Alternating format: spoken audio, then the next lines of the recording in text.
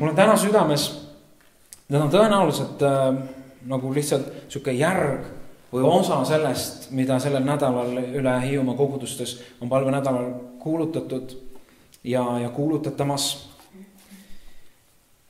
Ja need mõtted olema pealkirjastanud sinu võidu suurimad vaenlased. Ehk ma usun, et me kõik saame ütelda aamen selle peale, et Jumal tahab, et me oleme võitjad. On ju, Jumal on teinud meid võitjateks, Jumal on Jeesuse Kristuse saatnud, ta on risti löödud ja ta on üles tõusnud, ta on võitnud surma ja patu ja ta tahab, et me oleksime koos temaga võitjad. Mulle nii meeldib see kirjakoht, kas on Rooma kirjas või kus on öeldud, ta kutsub meid kaasa sellele võidukäigule või triumfikäigule. Et siin meie osa on niimoodi, okei, jaa, ehk siis see võidukäik on juba pandud marssima, see kujutame ette, Rooma armee oma aus ja hiilguses tuleb, mingisugused tegelased on nad jälle, mingi maalapikese on nad vallutanud, mingitest barbaritest on kuskil jagu saanud ja siis nad tulevad kogu oma sõjakraamiga, kogu oma trofeedega ja tulevad ja sisenevad Rooma linna. Võidukäik, pidulikkus, au. Ja see ja midagi palju enamat on Kristuse koguduse ja Kristuse võidukäik, kuhu kutsutakse siis Jumala rahvast kaasa, et tulge sellesse võidukäiku. Ja selge on see, et kuna me räägime vaimulikust sõjapidamisest ja vaimulikust võitlusest, siis seda ei jäeta lihtsalt niisama. Hingevaenlane ei jäta lihtsalt tema. Jeesus võitis ja ta on usu kaudu andnud meile tee Jumala täiusesse. Ja ta ei jäta seda lihtsalt. Vaid ta elu eest 25 tundi ööpäevas, kui oleks nii palju. Ta näeb vaeva selleks, et sina ei oleks rajatud Jumala sõnasse, et Jumala sõna ei saaks seda efekti sinu elus esile tuua, milleks ta on esile kutsutud, et püha vaim ei saaks teha seda sinu elus, mida Jumal igatseb teha. Ja selleks on tal teatud nipid. Selleks on tal teatud suksed võtmed ja ma tahaksin mõningaid asju täna esile tuua. See ei ole mingisugune lõplik loetelu sellest, et kui me neid asju teame või need on, et kui me nendest asjadest jagu saame, et siis on nagu kiusatusi ja võitlus ei ole, ei kaugel sellest. Aga kuidagi Jumal tõi mulle need asjad esile. Ma pean tõdema, et tegelikult neid oli rohkem. Ja ma pidin tegema valiku, sellepärast, et ma ei ole kindel, kas ma jõuan tänagi kõiki neid, mis mul siia paberi peale kirja pandud on, esile tuua. Aga Jumal aidaku, et tuleks esile see, mis peab täna esile tulema. Minu pärast kas või, ma arvan, et see on nii oluline, et tulgu kas või sarja jutlus sellest, või jutluste sari. Et sinu võidu suurimad vaenlased. Meid on loodud, meid on kutsutud ja meid on valitud selleks, kui see Iisraeli rahva pilt tuua, selleks, et me siseneksime Kaanani maale. Et me jääks Egiptusesse, lihapottide juurde, et me jääks kõrbesse, sellesse lihtsalt nendesse võitlustesse ja ükskõik, et teekond eesmärk on, või teekond on omaette eesmärk, vaid teekond on hea ja teekond on oluline, aga ta viib kuhugi ja see viib kuhugi on Kaananimaa. Aga Jumala tahe on see, et me ei jääks Egiptusesse, et me ei jääks kõrbe, et me ei jääks ka Jordani äärde valele poole, vaid et me siseneksime Kaananimaale. Alistaksime emorlasi, alistaksime hetiite, alistaksime anaklaste järeltulijad, kes igales meie tee peale ette tulevad ja keda Jumal annab meile alistada. Ja sina oled see. Mina olen see. See on see, kelleks meid on kutsutud. Ja me oleme need, kelle ees samamoodi nagu Joosua ees seisis Jumal või Jumala ingel ilmutas ennast, et ma sõjavägede issand. Ja see oli enne Jeeriko vallutamist. Üks mõõgaga mees. Ja see on üks tunnistus sellest, et me ei ole oma võitlustes üksi. Mitte keegi meist ei ole mõeldud võitlema üksi. Seda nii inimlikus mõttes. Jah, meil on tõenäoliselt elu suuremad otsused ja ka sellised läbimurded, need käivad üksinda isiklikult, sina ja Jumal, aga mitte selles mõttes üksi, et sina ja oledki ainult sina, vaid ongi, et sina ja Jumal, see on Jumala võitlus, see on Jumala sõda, kus oled sina sees ja Jumal pole kunagi mõtelnud, et sa ilma tema vaimu väeta saaksid seda hakkama. Ta ei ole kunagi mõtelnud, et sa kuidagi ise punnides saaksid need lahingud võidetud, vaid ta on andnud Jeesuse vereväe ja ta on andnud püha vaimu väe meile. Selleks, et nendes võitlustes olla ja võidukad olla. aga meie oleme need, kes lähevad üle Jordani, meie oleme need, kes me seisame Jeeriko müüri all, meie oleme need, kellele Jumal ütleb erinevaid läkitusi, olgu see läkitus siis seda, et käi ümber Jeeriko müüride. Meie oleme need, kes kui müür langeb Jeeriko müüridel, siis Jumal ütleb, et minge nüüd oma koha pealt, kus te seisate.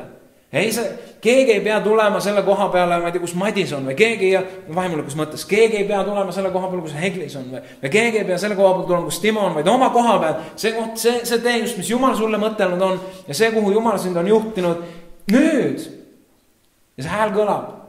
Nüüd tungige Jeerikusse sisse. Nüüd minge ja võtke see osa, mis on teile määratud selles Jumala sõjas. Sina oled see, kes tungib linna. See ei ole keegi Ameerika usumees. See ei ole keegi Hiina märter, vaid sina oled see. Need on meie lahingud ja ühtepidi nad on nagu isiklikud lahingud. Ühtepidi on need see sina ja Jumal. Teistpidi on Jumal loonud meid üheks kogukonnaks. Ta on loonud meid, kogukond on isegi liiga nagu see lõtv väljend, ta on loonud meid perekonnaks. Jumala kogudusena, neid perekondi, väiksemaid rakukesi, üks kogudus siin, teine kogudus seal, meie isekeskis siin ja siis veel kogudused omavahel. See on Kristuse ihu on üks võimas organism, mitte organisatsioon, aga organism. Ja me võime teada seda täna, et Jeesuses me oleme kõiges selles läkituses, kõiges selles kutses, mis meil on ja kõiges nendes väljakutsetes, mis meie ette tulevad, me oleme võitjad. Kui keegi väidab teile midagi teistsugust, siis ta ei räägi seda, mida Jumala sõna räägib. Sest Jumala sõna räägib seda.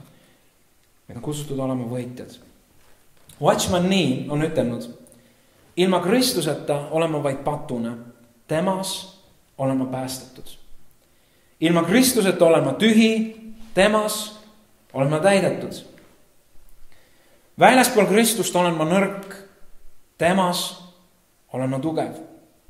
Ilma Kristuseta ma ei suuda, aga temas olen ma rohkem kui suuteline. Väljaspool Kristust olen ma kaotaja, temas ma võidan alati. Seega, kui me üldse räägime nendest võitudest ja asjadest, mis kipuvad nende võitu ära röövima, siis ma tahaks kõigepealt selle aluse panna, et meie elu ei saa koosneda sellest, et me kuidagi fokusseerime oma elu teatud eluetappidele või teatud sündmustele meie elus, kus me siis hirmsasti nagu oleme nagu selle küljes kinni. Meil on erinevad asjad, mis tõusevad esile, aga see ei saa meie pea prioriteet olla esimene asi, et see mingisugune konkreetne võitlus, vaid kõige olulisem prioriteet, absoluutselt kõigest kõige olulisem, ükskõik mis sul elus sünnib, ükskõik kui hästi sul läheb, ükskõik kui halvasti sul läheb, sinu prioriteet peab olema see ja see küsimus sinul, kas sa oled Jeesuses või ei ole. Ja siis laheneb kõik muu. Sellepärast, et see on täpselt niimoodi, et ilma Kristuseta sul võib olla aktsepteerimine, ma tean, et Kristus on olemas, aga see, et sa oled teadlikult kogu oma oskuse, kogu oma vaimuliku arusaamisega, ütleb, et Jumal, ma tahan olla Kristuses, ma ei tea täpselt, mis see tähendab alati. Aga ma tahan, et minu elu kohta võiks öelda, et Timo on Kristuses, et on oma lootuse Jeesuse peale pannud. See on see, mis on nagu fundamentaalselt ja tuleb nagu selline alus rajada ja siis selle pealt me saame edasi minna oma võitlustesse. Kõige tähtsam on see, et me oleme Jeesuses. Aga me võime olla Jeesuses kogu oma parima arusaamisega, aga hingevaenlane käib me ümber ja ta möörgab, ta süüdistab, ta valetab, ta hirmutab, ta ahmatleb ja ta tahab meilt meie võitu ära röövida. Ja täna me peatume nendel röövlitel või nendel relvadel, kuidas ta seda tahab teha, vähemalt osadel nendel. Mis on need asjad, mis on need hoiakud, mis on need suhtumised, mis tahavad meilt võitu röövida. Piibel räägib väikestest rebastest, oled kuulnud. Väikesed rebased. Ja mõnes mõttes need võivad olla väikesed rebased, vahest need võivad olla väga, väga suured rebased, aga me ikkagi jätame nad kuidagi tähelepanuta. Et vahest on nad sellised rebased, et sabad paistavad silmast välja meil ja suust, kui me suu lahti teeme ja südamest ja on nad võivad päris suured olla. Vahest nad võivad päris märkamatud olla niimoodi, et me nagu, kui püha vaim kõnetab selles küsimuses, siis me nagu üllatume ja me tahaks nagu Jumalaga vaielda, et kuule, et minu elus ei ole sellist asja. Aga kui me laseme Jumala püha vaimul seda valgust esile tuua, siis ta saab näidata, et need on need väikesed rebased, mis võivad väga, väga palju lõppkokkuvõttes kahju ja halba tuua. esimese punktina ma tahaks, sellega ma tõenäoliselt kordan seda, mis me aasta algusest oleme aga selles paigas rääkinud, mis räägib Jumala sõnasse juurdumisest, aga ma ei saa teisiti. Esimene vaenlane on see, kui Jumala sõna ei ole minus. Seda ei saa isegi vaenlaseks nimetada, see on nagu meiepoolne nagu hoolimatus või meie poole tegemata jätmine. Johannese 15:7 ütleb, et kui teie jääte minusse ja minu sõnad jäävad teisse, teie jääte minusse, ütleb Jeesus, ja see, mida Jeesus ütleb, see jääb meie sisse. Kui te jääte minusse, Johannese 15:7, kui te jääte minusse, minu sõnad jäävad teisse, siis paluge, mida te iganes tahate ja see sünnib teile. Ma ei tea, kas sinul elus on ka niimoodi, et kui tulevad raskused, need juhivad sind Jumala sõna juurde, need juhivad sind palvesse. On ju niimoodi? Kui pigistama hakkab, siis me leiame aega palveks. Ja siis me leiame kuidagi rohkem aega Jumala sõna jaoks. Kui sulle haiget tehakse, sa oled nagu maha löödud ja sa oled tõsiselt haavatud, sa leiad ennast Jumala sõna juurest. Kummaline. Ja see võib olla isegi selline periood, kui sa nagu enne seda nagu täiesti käisid mööda sellest ja sul võis olla väga, väga kuiv ja väga tuim aeg. Aga raskused juhivad sõna juurde. Sellepärast üks moodus, kui pastoril oleks eesmärk kogudust palvetama panna, oleks see, et võtta auto peale ja minna libedale teele ja sõita 130-ga. Ja kogudus hakkab palvetama, läheb need, kes autos on, kõvasti. Et raskustes me palvetame. Aga teate, Jumala sõna kohaselt, mitte see, et see halb oleks, aga Jumala sõna kohaselt on see hilja. Ma võin selgitada. Jällegi, ma ütlen veel kord, see ei ole halb, see on loomulik, et me raskustes palvetame, me peamegi palvetama, aga see pigem, see võib mõjuda sellesse olukorda, aga see pigem kujundab võib-olla meie sisemist inimest ja see pigem puudutab meie siis tulevikku veidikene. Aga Jumala sõna kohaselt on, Jumal igatseb, et me käiksime niimoodi, et me elaksime, see on sõna kaasanud preventiivses palves või ette valmistavas või ette hooldavas palves. See tähendab, et me käime Jumala südame järgi. Me oleme Jumala südame lähedal, me oleme püha vaimu poolt juhatatud ja meie palve elu nagu sillutab meie teed. Mõistad sa? Et sa nagu, me ei saa alati aru, miks on oluline näiteks vaimus palvetamine ja ka keeltes palvetamine. Kui me oma mõistusega palvetame, siis me saame palvetada ja Jumal, palun seal Juhani eest ja palun, näed, Otil on niimoodi ja temal on naamoodi, et palun nende asjade pärast ja tänu sulle nende asjade pärast, mis on olnud ja Jumal hoia mind homsel päeval. See on normaalne, need on asjad, mis me palvetame. Aga vaimus palvetades me saame katta valdkondi enda elus, mida me ei tea, mida me oma mõistusega ei suuda välja mõtelda, mis meil homme on alati. Mõningad asju me teame, aga kõike me ei tea. Ja millele ma toetun, kui ma ütlen seda, on see, kui Jeesus läks Getsemani aeda. Ja siis ta läks ja ta ütles ühe lause, et palvetage, et ei satuks kiusatusse. Oli nii. Ja Jeesus läks palvetama ja ta lähedasemad jüngrid ütles nendele ka, et palvetage, olge minuga. Loomulikult Jeesus oli sellel hetkel raske, aga Jeesuse palve puudutas tegelikult tulevikku. Ja ta valmistas enda südant, ta valmistas enda vaimu, ta valmistas enda tegelikult selle läbi ka füüsilist ihu, tegelikult selleks hetkeks, kui need Rooma sõdurid tulid. Ja Peetrus reageeris sellel hetkel inimlikult, loomulikult. Ja kui me ei ole palves vaimus asju ette oma elus valmistanud ja kui me ei käi vaimus, me reeglina reageerimegi lihas. See on täiesti paratamatu, kuidagi moodi me reageerime. Ja Peetrus reageeris lihas, kohe naksti Malkusel kõrv peast ära. Ma ei tea, mis nad seal paarikümnekesi mõne noa või mõõgakesega oleks seal reaalselt suutnud teha. Ja Jeesus lõpetas selle üsna kiiresti ära. Aga Jeesus oli valmis vaimulikult. Need, kes magama jäid, jüngrid, kes magama jäid, nad ei olnud valmis. Peetrus ei olnud valmis selleks hetkeks, kui tal tuli aru anda, kas sa oled ka Jeesusega. Sellepärast, et ta ei palvetanud sellepärast, kui Jeesus ütles, et palvetage, et see ei satuks kiusatusse. Jeesus näitab meile oma eluga selle, kuidas on vaja ja kui oluline on asjade pärast ette palvetada. Ja seda me saame teha vaimus. Ja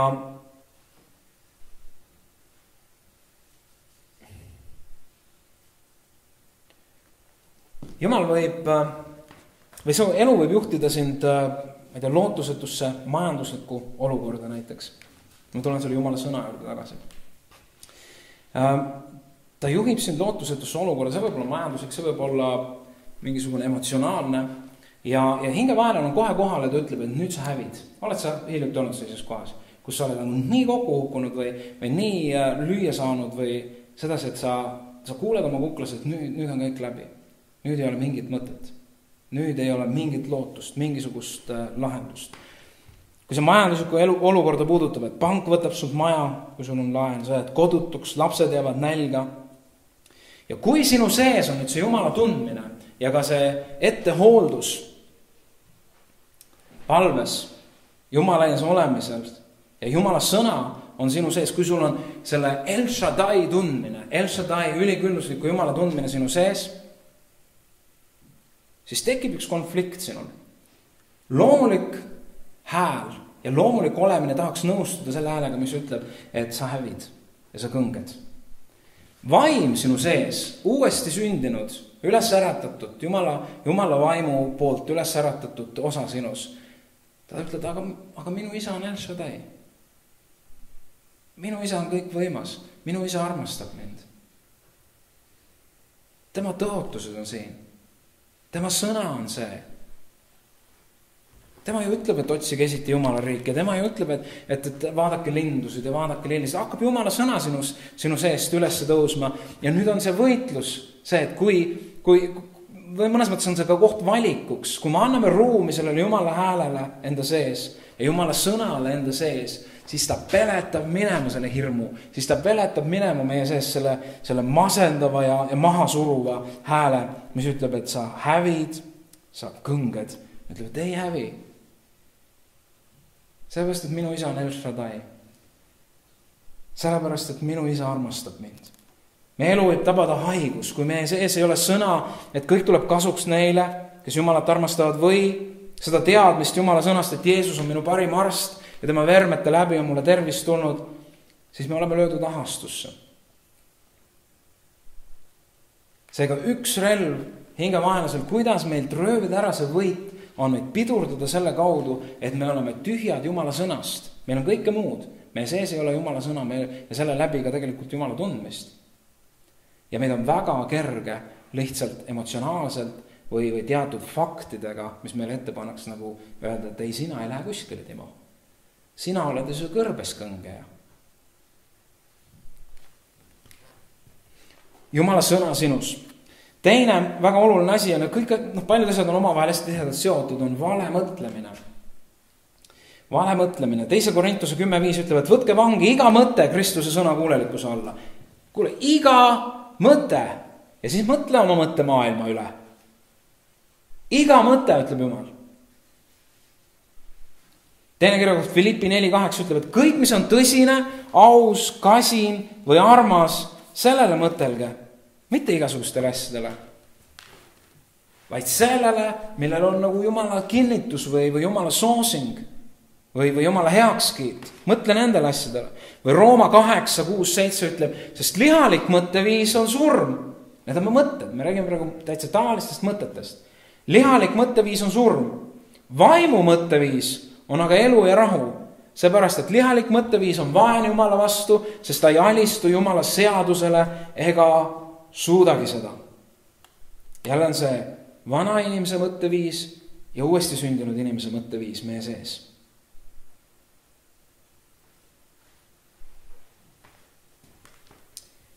Kui sa oled muutuste vajaduses, on kellelgi mingisugust asju, kus ta enda elus või enda lähikonnas, ennast ümbritsevates olukordades vajab muutusi.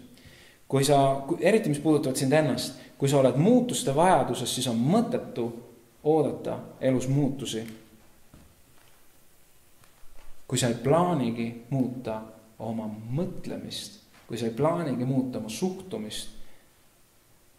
Õpetussõnad 23:7 inglise keeles ütleb, et eestikeelses tõlkes ei tule nii välja, aga nii nagu mees mõtleb endast, selline ta on. Sinna, kuhu mõte läheb, sinna läheb inimene järgi, ütleb keegi. Kas pole hirmuäratav? Efesuse 4:23 ütleb, teil tuleb jätta oma endise eluviisi poolest vana loomus, kes laastub petlike himude käes ning saada püsivalt uueks oma mõttelaadilt. See püsivalt on ka võetud inglisekeelsest tõlkest, eestikeelses seda ei ole, aga inglise keeles on see, et nagu püsivalt, mitte ühe korra lihtsalt, ma sain päästetud, vaid see on pidev, püsiv uuenemine oma mõttelaadilt. Mitte lahustuda selle maailma mõtlemisega, vaid uueneda Jumala sõnas, et Jumala sõna oleks värske minu mõtlemisele. Me võime hommikul ärgata ja alustada mõtlemist, kuidas inimesed me ümber teevad asju valesti, kuidas meile kõik teevad liiga, kuidas tehakse poliitikat valesti, kuidas, ma ei tea, lapsed teevad asju, mis mulle ei meeldi, kuidas koolisüsteem on halb ja igasugused asju me võime hakata ennast üles kerima. Tuleb see vahest tuttav, oleme vahest teinud seda või see ei pea hommik olema, see võib mingi muu ja hakkame kerima ja läheb meil tavaliselt paremaks sellest. Reeglina ei lähe. Reeglina me mässime ennast nende mustade mõtete sisse ja muutume aina kurjemaks ja kurjemaks ja kurjemaks. Tead, see loob sinu päeva, see loob sinu suhtumise ja sinu tegevuse ja lõppkokkuvõttes sinu saatuse. See, kuidas sa lased oma mõtetel, mis suunas nagu kerima hakata.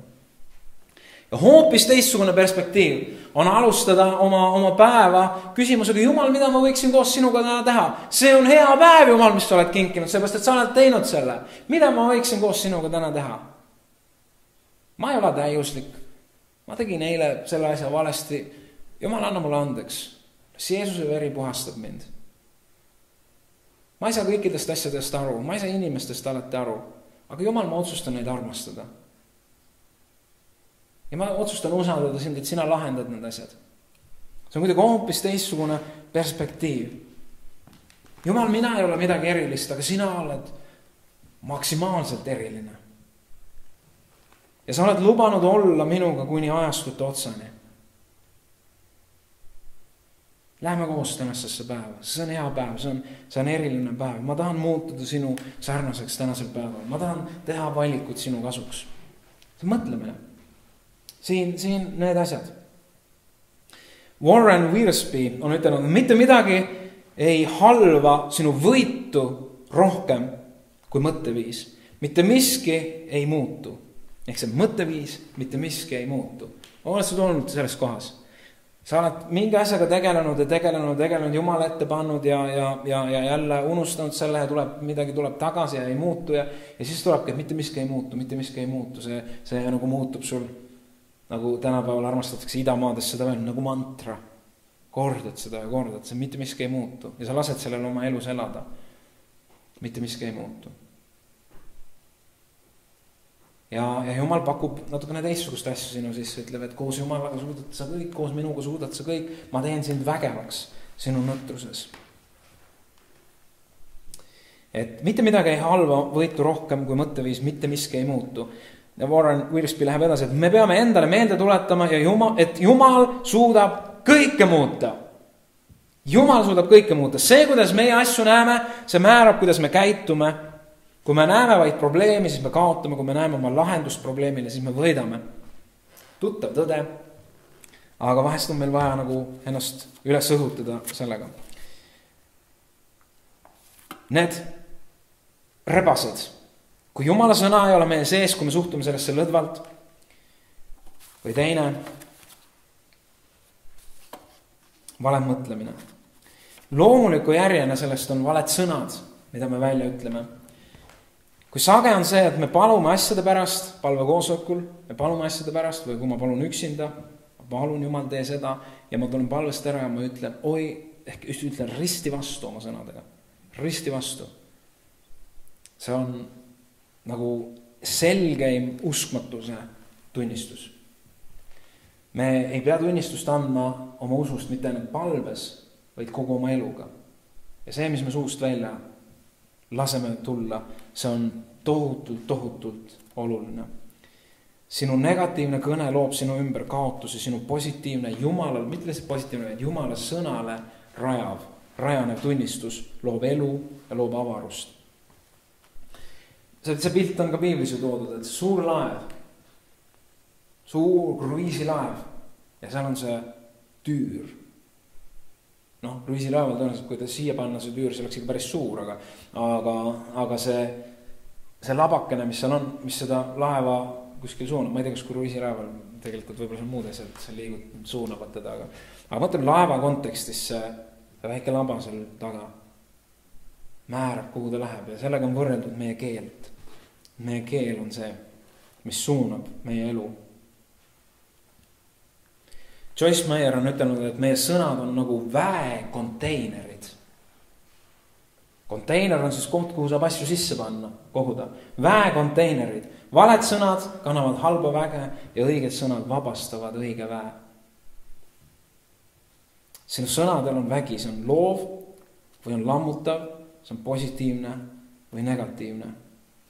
Õpetussõnad 18:21 ütleb, surm ja elu on keele võimuses. Täitsa metsik. Et mingil hetkel me võib-olla oleme kuulnud seda, aga mingil hetkel me jõuame vahest võib-olla selline koht, et täiesti vapustav, et kui panna, et mille sõltub surm ja elu. Ja kui sa seda kirja kohta poleks loonud, siis minu keel. See, kuidas ma räägin oma abikaasaga, see, kuidas ma räägin oma lastega, see, millist tunnistust ma annan maailma inimestega suheldes, see, kui ma räägin üksinda, sellel on meelevald surma ja elu üle.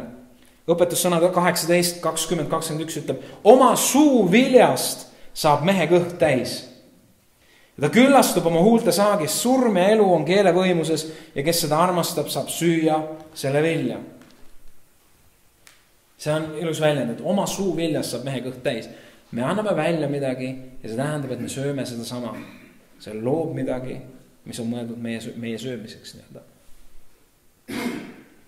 See on see koht, kui on nagu tõsiselt vaja nagu mõtelda ja tõsiselt jumalakartlikult mõtelda selles, kui sa kedagi arvustad, kui sa kellelegi oma sõnadega märke külge paned, kui sa kedagi taga räägid, kui sa oma kasudes ei räägi täit tõde, kui sa oled lammutamas oma sõnadega midagi, mida teine on ehitanud.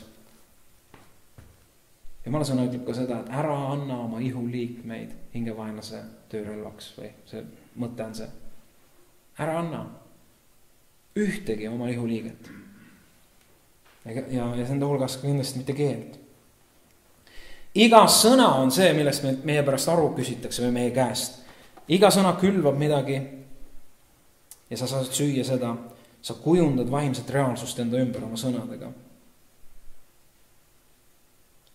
Nii et mõtle, et kui sa oled oma mingisuguse hetkel, kui sa oled oma sõnadega kuidagi hirmsasti laiemas ja mõtle, et need võivad olla rebased, mis röövivad sinult võidu.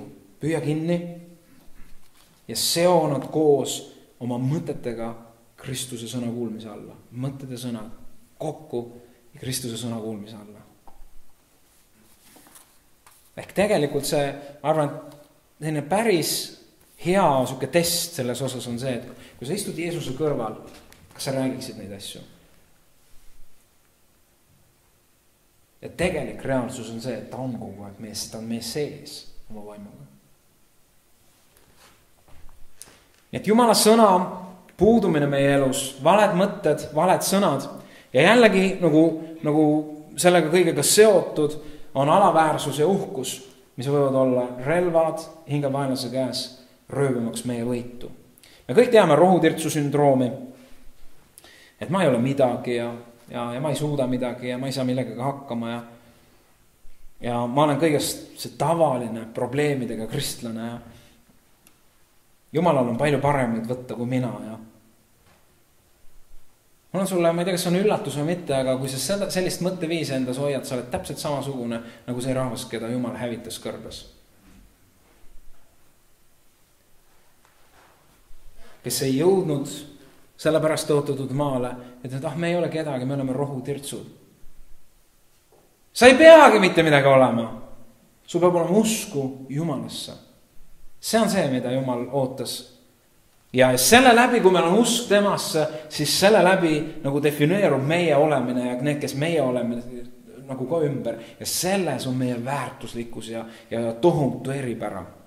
1. Korintuse 12:15 ütleb, kui jalg ütleks, et ma ei ole käsi, siis ma ei kuulu ihusse.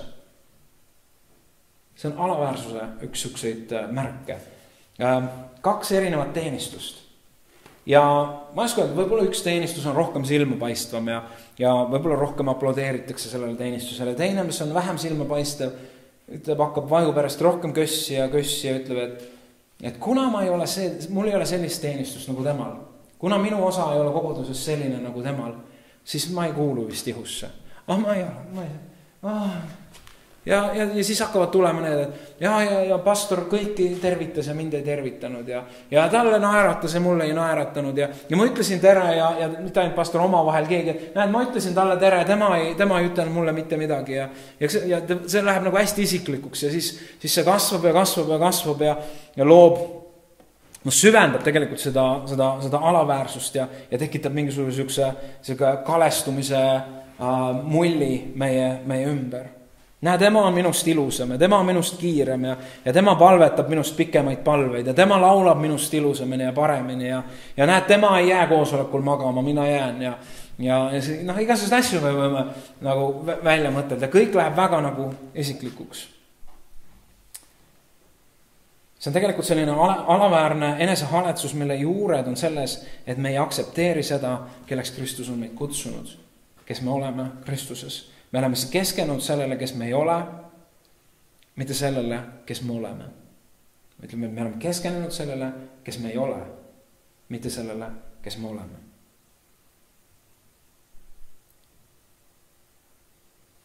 Võib-olla sa oled seni süüdistanud selles nagu teisi inimesi, kui sa oled sellise mõtteviisi enda sees nagu hoidnud. Kuid on aeg hakata vaatama iseenesesse. Et kas sa oled lasknud lihtsalt nagu vallutada enda mõttemaailma sellise mõtteviisi enda südamisse ja pähe, et kuna ma pole selline, siis ma ei kuulu. Kuna minul ei ole seda, siis ma ei ole väärt või ma ei sobi või kõik arvavad, et ma kindlasti ei sobi või sellised mõtted. Need on vaja nagu võtta, need on samamoodi mõtted, võtta Kristuse kontrolli all, ütled, et see ei ole niimoodi. Sagedasti kasvavad sellest välja just suhteprobleemid koguduses ja igal pool mujal.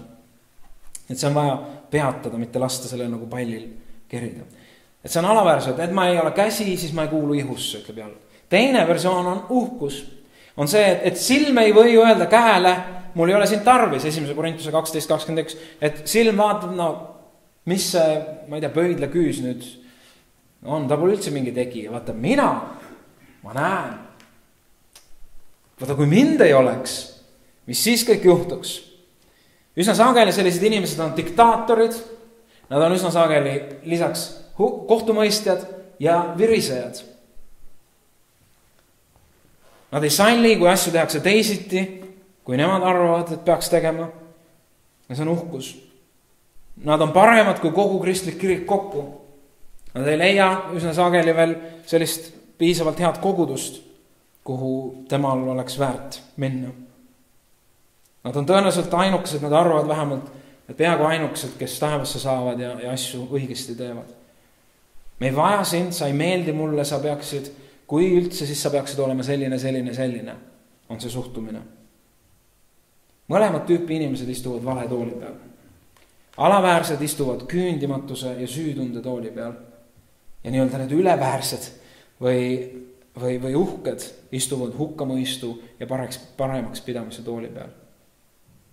Ja need mõlemad on rebased, mis röövivad sinu käest võidu, mis ei lase sul olla need, kelleks Jumal on kutsunud. Ja mõlemal grupil, mõlemat tüüpi inimestel, mõlemat tüüpi mõtlemistel on vaja korrigeeringut. Uhked peavad õppima, mida tähendab sõna armastama. Ehk nad peavad õppima armastama teisi inimesi ning alaväärsed peavad hakkama õppima, et neil on täieõiguslik luba olla armastatud sellistena, nagu nad on. see vahest on nii keeruline vastu võtta seda armastust, et ma olen nii selline, Jumal, kui sa kõiki teisi saad armastada, siis mind sa küll ei saa armastada. Kui tundub, et veel keegi kaaskristlane või teine inimene sind tundub armastavat, siis see tundub ka kindlasti võlts ja seal on midagi ikka valesti, ta tahab kindlasti saada midagi, et sellised asjad käivad meie sees. Kui need asjad nagu viltu ja risti on, meil on vaja õppida ühelt poolt armastama, mõistma tegelikult seda, mida tähendab Kristuse definitsiooni järgi armastama. Ja teistpidi olla võimelised vastu võtma Jumala armastust ja inimeste armastust. Et uhkus võib olla ka mitte inimestele mingit mõõdupuud pannes, vaid võib-olla me oleme rajanud ennast eelnevatele kordaminekutele ja meile tundub, et me teame Jumalast asju palju paremini. Näiteks üks selline uhkuse näide, kui me võtame 2 lahingut Iisraeli rahvaelus, siis üks on see, kui nad pidid üle Jordani minema, kui nad pidid tõotatud maale minema, nad nägid aanaklased olid seal ja nad tundsid ennast väikeste kui rohutirtsudena ja nad soovisid, ei, me ei lähe sinna. Nad loobusid, nad kaotasid tegelikult. Ja teine on see, kui mõni aeg hiljem neil oli kõik olnud riburada häid kordaminekuid koos Jumalaga ja siis nad läksid Aisse, et lähme teeme selle väikse tripi ka ära. Aga Jumal ütles, et ärge minge. Mis see on? Ja me oleme nii kõvad mehed küll. See on see, kus tekib ka vaimulikus kordaminekus tekib see inimlik kõrkus. Ja me mõtleme, et me saame kuidagi oma mingisuguse arusaamise ja tarkusega hakkama. Tühjaga ei saa. Kohe kukume kokku. Nii kui me väljume tegelikult sellest Jumala soosingust, Jumala armust, me kukume plärake kokku. Ükskõik kui suured või võimsad Jumala mehed või naised me pole. Nii kui me väljume Jumala armust ja soosingust ja hakkame arvama väga palju, nii on langemine. Ja seda on näha olnud väga paljude ka suurte Jumala meeste ja naiste eludes. Nii et alaväärsuse uhkus. Järgmine on elu, mis on tegevuspõhine, mitte palvepõhine. Ehk siis elu, mis on rajatud tegemistele, kogu aeg tegemised ja seal taga ei ole palvevundamenti. Torri on ütelnud niimoodi, põhjus, miks paljud langevad võitlustes on see, et nad ootavad kuni võitluse alguseni. Teised on ennast valmistanud võitluseks põlvedel, enneta oma lahinguid, võitle need läbi põlvedel ja sa oled võitja. See on see, mis juba tegelikult ma eelpool rääkisin. Enneta oma lahingud. Reeglina kipub meie elumuster olema selline, et teeme nii palju, kui oskame ja jaksame. Ja siis, kui joks otsa saab, mõistus otsa saab, oleme kuskil kalju vahel ennast killi kiilunud, siis me hakkame palvetama. Aga nii nagu ma enne ütlesin, Jumal igatseb varustada sind ette. Et sa oleksid enne lahinguid varustatud. Palvetage, et ei satuks kiusatusse. See ei tähenda, et kiusatus ei tule, väljakutseid ei tule, aga sa oled vaimulikult valmis. Need ei saa sulle üllatusena tulla. Palve ja tegutsemine on mõlemad olulised. Aga probleem tekib siis, kui me hakkame ühte asendama teisega. Need mõlemad on olulised.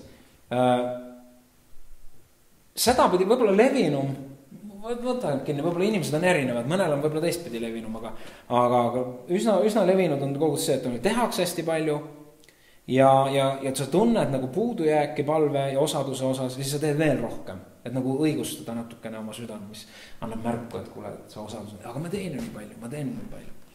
Aga teine on täpselt sama ohtlik, on see, kus me oleme võib-olla palveinimesed, erilised palveinimesed ja Jumal läkitab meid välja või Jumal läkitab midagi tegema ja ma palvetan ja see tundub nagu ülipüha ja palvetamine kõige püham tegevus. Aga tead sa, kui sa teed palvetust asendustegevusena, kui Jumal on sind välja läkitanud, ütleb, mine selle inimese juurde ja vii talle, ma ei tea, leivaviil.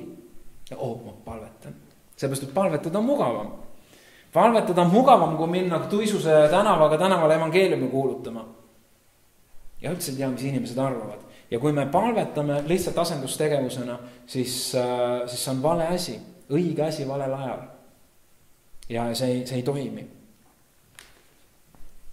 Ja need asjad, mida Jumal on mõtelnud meie kaudu esile tulema, need jäävad tegemata. Järgmine on hirm, mis meilt võib röövida seda võitu. Väga palju kõneainet tekitanud särava naeratusega mees Joel Osteen on ütelnud, et usk aktiveerib Jumala, hirm aktiveerib saatana.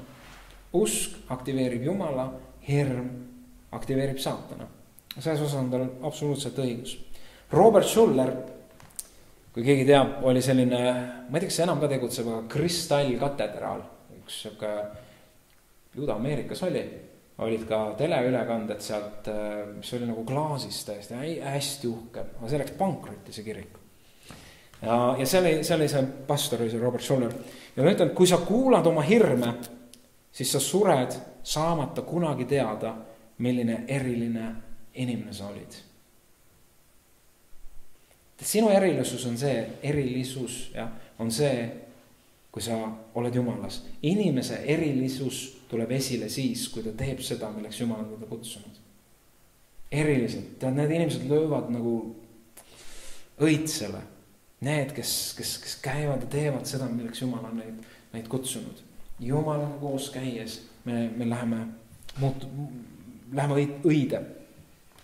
Ja kui sa kuuled oma hirme, me oleme rohutirtsud, seal on aanaklased, ei, me ei saa, jääme kõrbesse. Ja sa ei saa kunagi teada, kes sa oleksid olnud siis, kui sa oleksid seal Jeriko müüri all olnud. Sa ei saa kunagi teada, et siis oli sinu koht, see, et kui müürid langesid, siis tormata sealt Jerikosse sisse.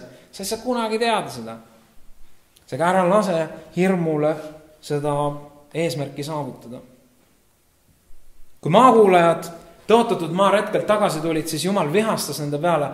Mulle nii kuidagi jäi see, kui ma selle nädalaga seoses lugesin seda lugu, jäi nagu südamesse see, et kuna nad tulid tagasi, nad kiskusid maha Jumala rahva usu ja julguse. Nad kiskusid maha Jumala rahva julguse. Ja mina usun, et Jumala suhtumine ei ole muutunud.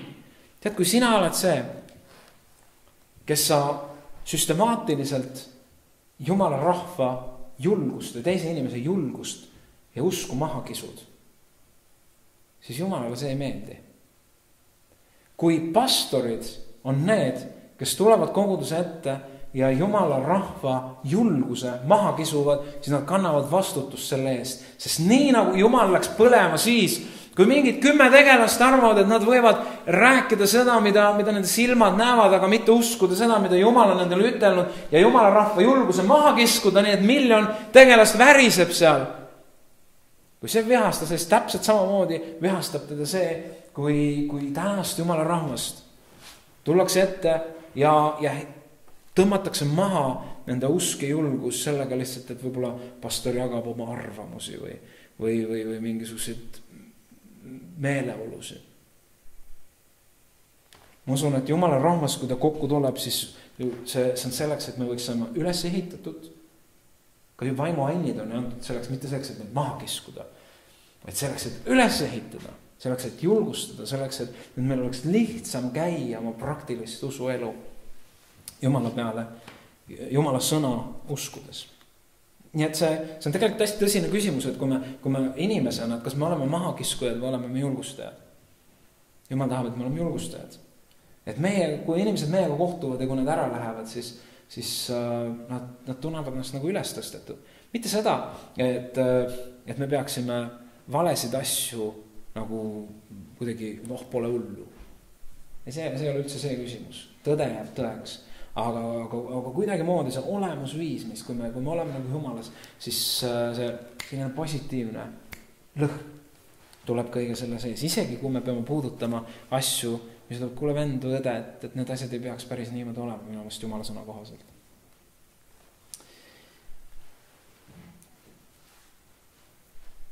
Iisrael tundis hirmu siis, kui nad olid seal anaklaste ees. Iisrael tundis hirmu siis, kui koljat möllas seal tammeorus. Hirm, halvas. Iisrael tundis tõenäoliselt, seda ei ole küll väljendatud niimoodi, aga Iisrael tundis tõenäoliselt hirmu siis, kui Nebukadnetsar ütles seal Babylonias, et nüüd kummardate kõik tema kuju. Ma ei saa sellest aru, mismoodi juudid, kes on nii, nagu nendest sisse on juurdunud see käsuseadus. Ja kuidas nad said seda teha ja ainult 3 meest, vähemalt piibli põhjal võime öelda, olid need, kes siis ütlesid, et ei, me ei kummarda. Ülejäänud lasid, muusika läks käima ja kummardasid seal Nebukadnetsari kuju eest, teades, et nad teevad tegelikult pattu Jumala vastu. Aga tõenäoliselt oli see hirm. ma tsiteerin ühte laulu, Kirk Franklin on üks mustanahaline, väga andekas minu meelest muusik. Ja tal on üks laul Hello Fear, ehk siis tere hirm. Ja selles laulus ta kõnetab hirmu. See on nagu vestlus hirmuga. Tere hirm. Enne kui sa istud, me peame mõnest asjast rääkima. Ma pean mõnest asjast rääkima, kuna teatud asjad on muutunud võrreldes ajaga, kui sa esimest korda minu ellu tulid.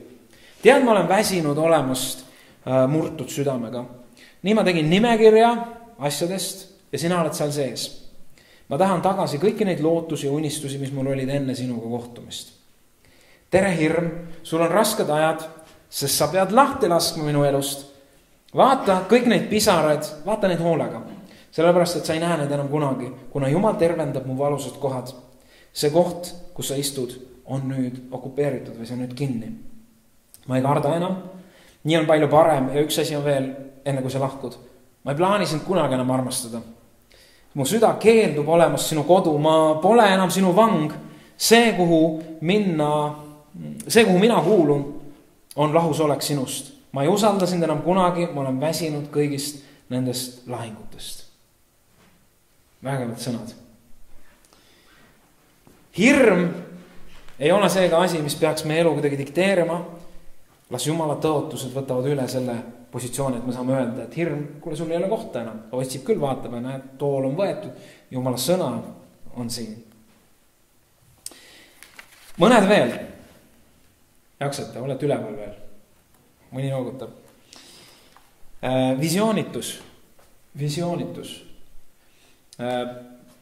Piiblis on selline kirja kohta, et rahvas hukkub tarkuse või ka visiooni puudumisel. Ja kui me mõtleme jälle selle Iisraeli rahva peale, kes kõrbes on, siis ühel hetkel nad kaotasid visiooni. Sellel hetkel, kui nad olid kaotanud visiooni, siis nad hakkasid mõtlema oma heaolu peale. Mõtlesid, et tegelikult seal lihapotid on toredad ja võiks tegelikult seal oleks turvaline, et oleks võinud ikka Egiptuses olla ja tegelikult meile sellest mannast ei piisa üldse ja kaua me seda mannat ikka siin sööme, et tahaks juba vutiliha saada ja sellised asjad tulid esile. Nad olid oma visiooni kaotanud.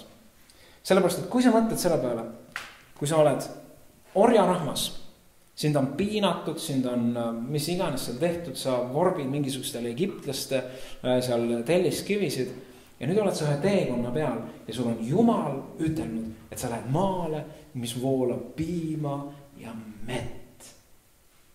Kui sulle midagi sellist Jumal ütleb, sa lood pildi sinna ümber. Sa lood sinna lisaks piimale ja meele, sa lood sinna veel vaniljakastme jõed ja ma ei tea, mis mäed ja meie fantaasia läheb lendu. Ja nüüd sa oled teel selle poole. Sul on visioon, sul on silmad selle küljest kinni, sul on süda selle küljest kinni. Sa lähed joostes. Okei, on natuke janu, no mis on, aga mind ootab selline tulevik. Aga kõik need olukorrad, kõik see kuivus, mis ei saanud alati täpselt nii palju juua, kui oleks tahtnud vett ja ei saanud täpselt seda süüa, mis oleks tahtnud ja ei saanud, pidi siis hakkama liikuma, kui just oli võib-olla hea uni aga see tuleb sammas ja pilvesammas hakkas liikuma, juhid otsustasid, peavad kaasa minema, seega selline ebamugav. Ja vaikselt see visioon hääbus ja kõik piirdus minu tänase päevaga ühel hetkel. Ma tahan praegu liha saada. Ma tahan just praegu ja kui sa Mooses praegu ei anna, sa oled üldse üks igavene rumal, miks sa üldse meid kiusad, me oleks pidanud üldse seal Egiptuses surema. Näete seda tagasilangemist või seda, mis toimub. Ja see võib juhtuda meie igaühega. Me võtame selleks seda taevasse liikumise. Kui Jumal on sulle vähekenegi ilmutanud oma sõnast taevast, siis see on 1,000,000 korda rohkem kui see, mida tegi see mees, kes leidis põllusest varanduse ja müüs kõik oma urtsiku maha, oma auto maha, oma laptopi maha ja ostis selle maa selleks, et saada seda varandust sealt põllu seest. Ta oli põnevuses ja ta oli mida iganes pea ees valmis minema läbi seinast. Visioon, varandus, visioon, taevas. Ja kui see visioon sinu elus on võimas, siis sind ei huvita see, et sa ärkad võib-olla hommikul ja sul on 7 kraadi toas sooja ja ei saagi, polegi lootust talvel kuidagi paremini. Sind ei huvita see, et sul ei ole alati vorsti leiva peale panna, leib on. Sind ei huvita see, et keegi naaksub su kallal kogu aeg, naabrimutt kogu aeg riidleb sinuga või ma ei tea, mis on, see puudutab meid, aga sul on visioon, sa oled milleski kinni, sa liigud selle pool suunas ja tead, see juba soojendab sind. Jumal sõna ütleb, et igavik on juba otsapidi meie sees, see ei ole kuhugi, kuhu me lihtsalt rabeledes kunagi jõuame. Ei, see on juba otsapidi meie sees, see juba soojendab meie elu. Ja sellel valguses nagu me vaatame seda, et kui see nagu ära kaob meie elus ja kui kõik muutub nagu sukseks tuimaks ringlemiseks, see on visioon kadunud, ütleme, Jumal, anna mulle visioon tagasi. See ei ole ainult taevasse minemine, meie visioonid on siin maa peal ka. Sinu perekonna päästmine. See, et sinu perekond päästetud saab. Sa oled valmis ohvreid tooma, absoluutselt. Igaüks, mis on valmis, mis iganes ohvreid tooma selleks, et kõik meie pereliikmed saaksid päästetud. Aga tead, kui visioon ära kaob, siis me mõtleme rohkem võib-olla oma mugavuse peale kui millegi muu peale. Ära unusta oma visioone, sa oled Jumala poolt ette nähtud, sa oled esile toodud tema poolt, sa oled kutsutud, sa oled valitud, sa oled päästetud, sa oled varustatud, sa oled läkitatud olema tema jünger. Sa oled läkitatud olema tema saadik, tema esindaja, tema poolt armastatud pruut, kes on ootamas seda, et peigmees tagasi tuleks ja viiks meid pulma. Visioon. Hoia sellest kinni. Eelviimane. Ja see on laiskus ja distsiplineerimatus. On need rebased, mis võivad, mis võivad meie võidu ära napsata. Ja see tundub kuidagi nii ebavaimulik. Aga teate, see on valdkond, kus Jumal on praegu minuga kõige rohkem tööd tegemas. Ja siiralt võin ütelda, et see on tõsine valdkond minu elus. Jesse Owens on ütelnud, meil kõigil on unistused, meil kõigil on visioonid. Vahest nad hääbuvad, vahest on nõrgemad, aga meil kõigil on teatud unistused, visioonid. Aga selleks, et muuta unistused reaalsuseks, see sisaldab palju otsuseid, pühendumist, enesedistsipliini ja vaeva. Ja erinevus inimeste vahel on see, kõigil on unistused tõenäoliselt. Ühed lähevad sinna sisse ja teised ei lähe. Ja see, kes sisse lähevad, need saavad osa sellest. Otsused, pühendumine, enesedistsipliin ja vaev. Otseteid Jumala juures ei ole. Ja Jumal, ma arvan, et teil on ka aeg-ajalt sellised perioodid, kui mingisugused asju Jumal kõnetab, paned pereraadu tööle, seal räägitakse, vaatad mingi raamatu, seal räägitakse sellest ja minu jaoks on distsipliin. See teema. Ma ei tea, oled sa kuulnud ennast ütlemas seda, aga ma olengi selline. Ma ei muutu. Lepi sellega. Tead, abielusuhetus tuleb üsna tihti selliseid asju esile. Ja see on mõnes mõttes on nagu loogiline, me olemegi erinevad. Aga teatud mõttes on see selline nagu mugav põgenemistee selleks, et mitte tahta muutuda. Ma olengi selline. Lepi sellega. Aga tead, kui need asjad on Jumala sõna vastu, kui need asjad on Jumala olemuse vastu, kui need asjad on püha vaimu viljade vastu või vilja vastu, siis oled andnud sa oma mõtted ja suu saatana kasutada. Kui sinu elus on asju, mis valitsevad ja need on püha vaimu viljas, on näiteks täiesti risti vastupidised asjad kirjutatud, siis, ja sa õigustad seda oma elus, siis oled seal oma suu andnud kasutada kellelegi muule, mitte Jumalale. Piibel ütleb kunagi, kusagil sellist asja, et siin on püha vaimu viljad, aga sina oled selline. Ära sina muretse selle pärast, et sinu elus seda pole. Sa oled selline, nagu räägib Galaate 5:22, kui sa loed. See on sinu identiteet, see on iga Jumala lapse identiteet, on vaimu vilja. Loeme selle Galaate 5:22, tuletame meelde, oli vist 22.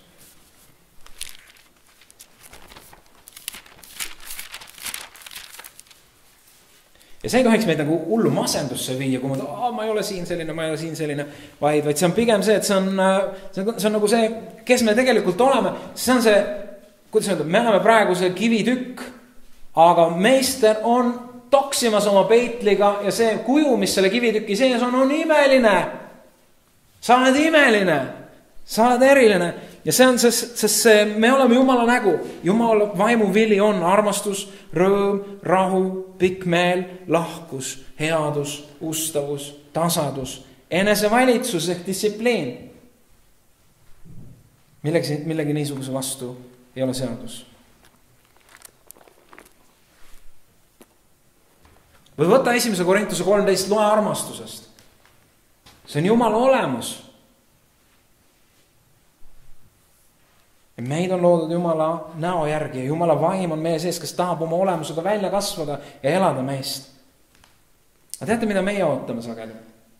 Me ootame, et kõik need asjad kukuksid meile pähe palvekoosolekul või keegi saaks kätte peale panemisega meile istutada kogu selle asja meie sisse.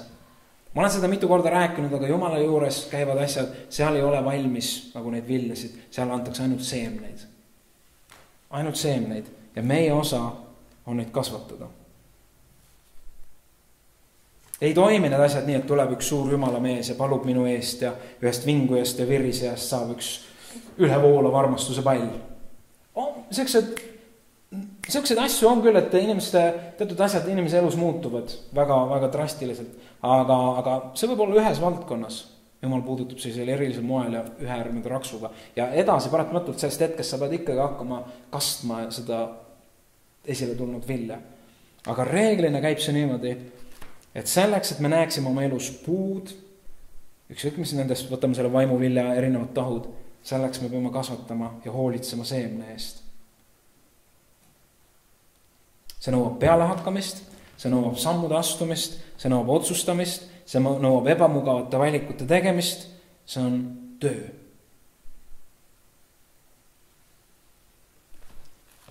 Ja just praegu, nagu ma ütlesin, on periood, kus ma kuulen nagu enda jaoks selliseid teemasid. Nii lihtne on öelda, et mul ei ole armastust. Nii lihtne on paluda armastust.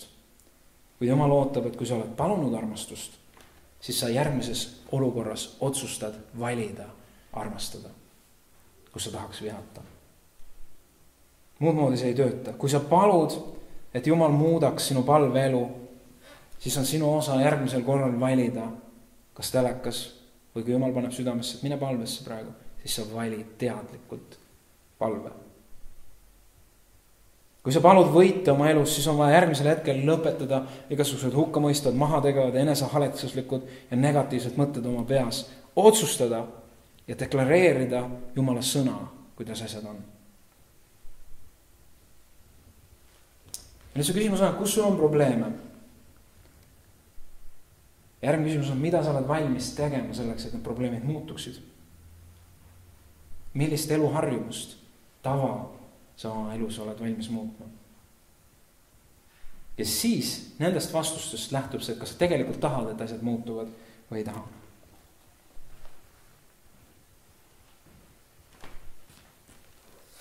Ma võin paluda, palju ma tahan, et mu 97-6 kilo asemel oleks 85.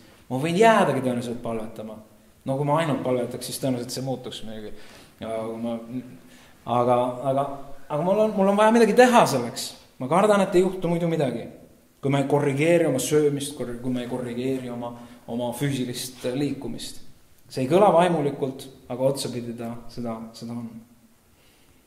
Ma võin nutta palju tahan, et mul ei lähe tööl kuigi hästi, aga kui ma ei suuda oma tööülesannetesse suhtumist muuta ja kui ma ei taha, siis ei ole seal midagi rääkida. Ma võin kurta, et koguduses läheb kehvasti, aga kui ma ise ei astu samme, ise ei tee ettepanekuid, näite initsiatiivi, ei muutu mitte midagi. Ja viimane, ja tegelikult samas võiks vabalt esimene olla ja päris kindlasti on kõige olulisem, on see, et kui me räägime võidust, siis meie võit ei ole rajatud millelegi muule kui Jeesuse Kristuse ristisurmale. Me oleme rääkinud mõnes mõttes need punktid, selliseid punkte võib tõenäoliselt ka kohata Peep Vainu nendes motivatsiooniloengutes. Sarnaseid asju kõneldakse, leida midagi ja rääkida positiivselt. Aga tegelikult on see alus on täiesti erinev ja nüüd see alus on me ühest alust, me rääkisime Jumala sõnast, palvest. ja me räägime, et meie võidu alus ei ole rajatud millelegi muule kui Jeesuse ristile. Loeme 1. Korintuse 1, 26-31.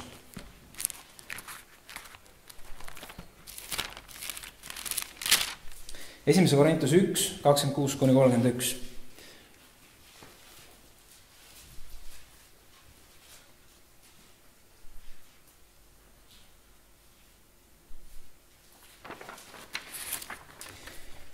Vaadake, vennad, iseendid, millistena te olete kutsutud.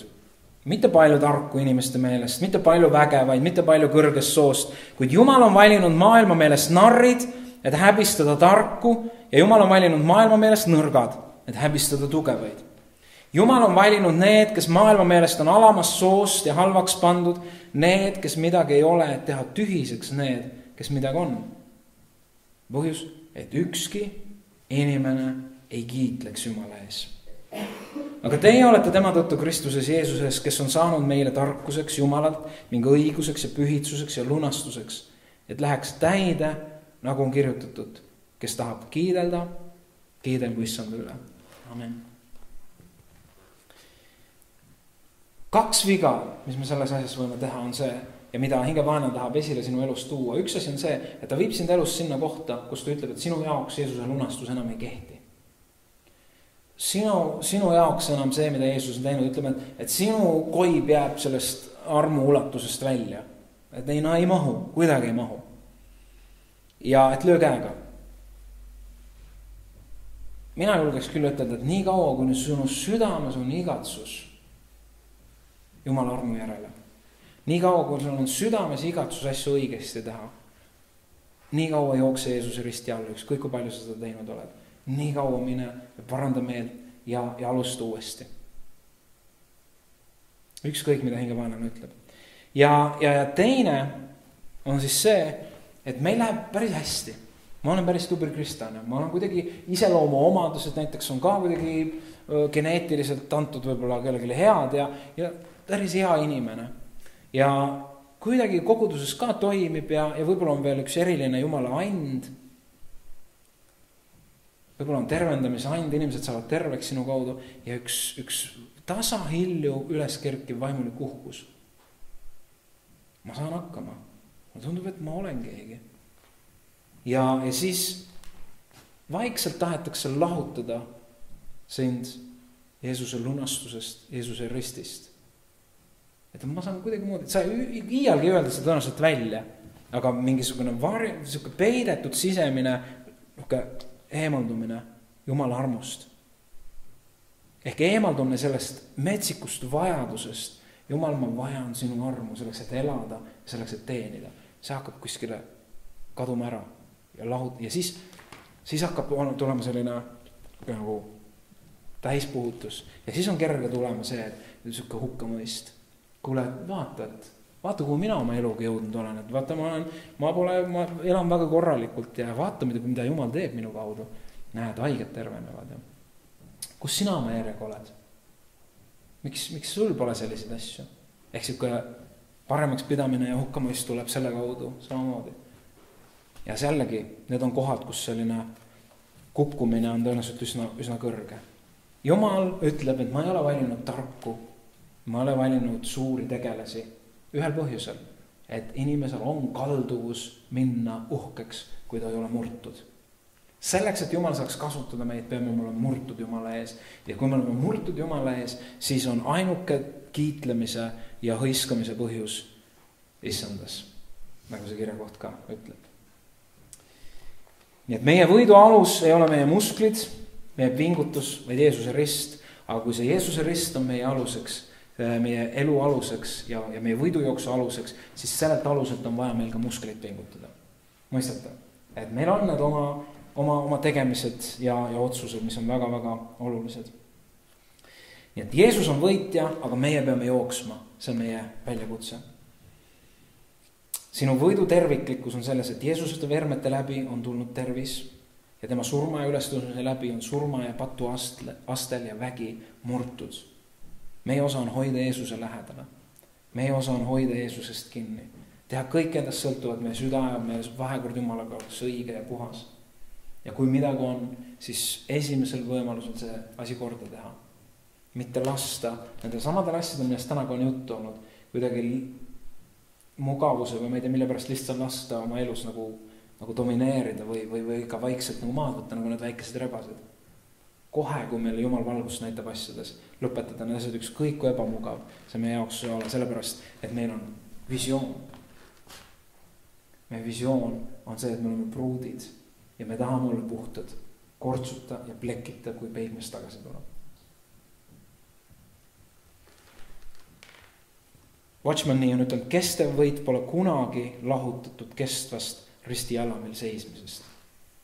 Kestev võit ei ole kunagi lahutatud kestvast risti all seismisest või näoli olemisest või kummardamisest. See on see olemisviis, kus sa oled risti all. Jeesus, tänu sulle vere eest. Jeesus, see, mis mina olen, on läbi selle, et sina surid minu eest, et sa armastasid mind. Nii et kui me tahame võita, siis on meie osa alandada ennast Jeesuse risti alla ja just nüüd. Alandada oma mõttemaailm, alandada oma sõnad, oma igatsused, saavutused, kordaminekud, kaotused ja hirmud. Kõik Jeesuse käes. Ja meie oleme vabad.